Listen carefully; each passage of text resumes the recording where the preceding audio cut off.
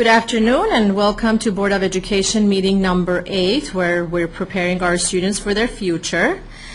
And maybe have a roll call. Mrs. Jisislaka. Mrs. Freeman. Here.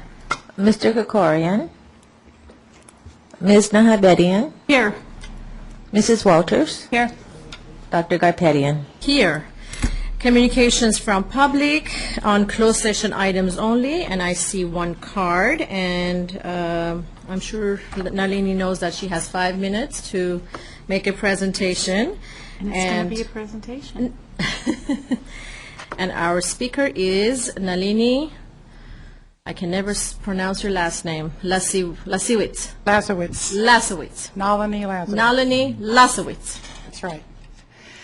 Hello. I'm a resident of La Cañada, Flint Ridge. I've been before this board several times over the past 3 years. And a little over 2 weeks ago, we submitted our petition for a territory transfer to the county committee. And the next day, Glendale Unified filed a lawsuit, which I'm named as a real party of interest. And so I wanted to visit you today and share some thoughts with you. I've thought a lot about why I've been doing this work, and my fellow residents have been doing this work for 3 years. And it comes down to the idea that over time, boundary lines change, municipal boundary lines change. I mean, the city of Glendale incorporated, I think it was 1906. They've annexed 66 times since then. So obviously, territory boundaries change occasionally. I brought a map of Glendale Unified, and I wanted to point out a couple of things that have always really struck me very earnestly. This was a municipal election map, and it's kind of funny because when it first came out, the area that I live on, right here, is part of La Cañada Flint Ridge, but at the time, the little map here, the little index, was covering of our city, so it didn't even show that I lived in a different city. So I asked the city to adjust the lines, and they did so. And so one thing I wanted to point out to you is that a lot of kids will give the excuse, my dog ate my homework. Well, I dropped a cup of coffee on my map coming over here, so I do apologize. It's a little messy.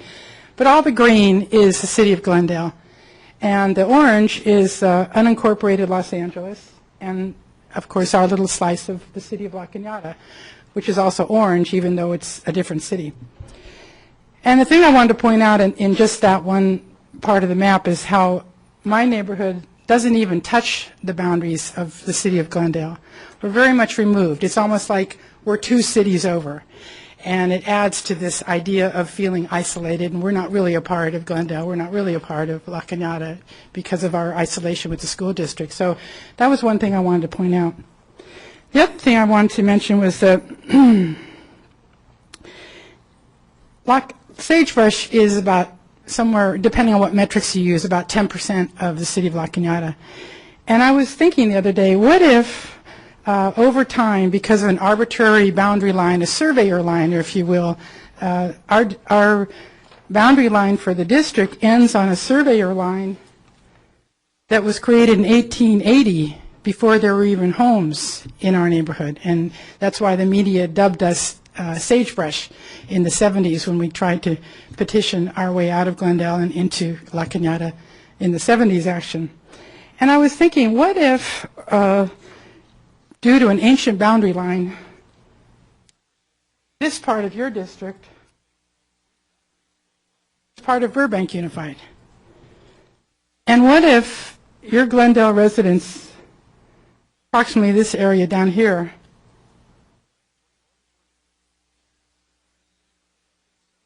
LAUSD jurisdiction, you would have a splintered community, and you would better understand what we feel like. Back in the 70s, there was an attempt to redraw the assembly district lines. And at that time, Mike Antonovich was the freshman assembly member. And there was a court battle because Ronald Reagan did not agree with the state legislature. It turned out the Supreme Court had to make the final decisions on the new assembly lines. And Antonovich said he didn't want to see Glendale split into half. He said, Glendale has always been served by 1 assemblyman, 1 senator, 1 congressman, and 1 school district. the city incorporated so that it could shape its political, social, and economic destiny. He testified that to split Glendale into two different assembly districts would ignore the community of interest criteria on which the court was supposed to have based its reapportionment. So I just wanted to, kind of put a face on why we're petitioning for this transfer, and to pose the question to you as community leaders and activists and politicians, if in the past 50 years you had had an opportunity to sign a petition and make sure that all of Glendale could go to the same schools, and you had that strong community identity for your children, for your grandchildren, for your great-grandchildren, would you have worked as hard as we're working to accomplish this goal?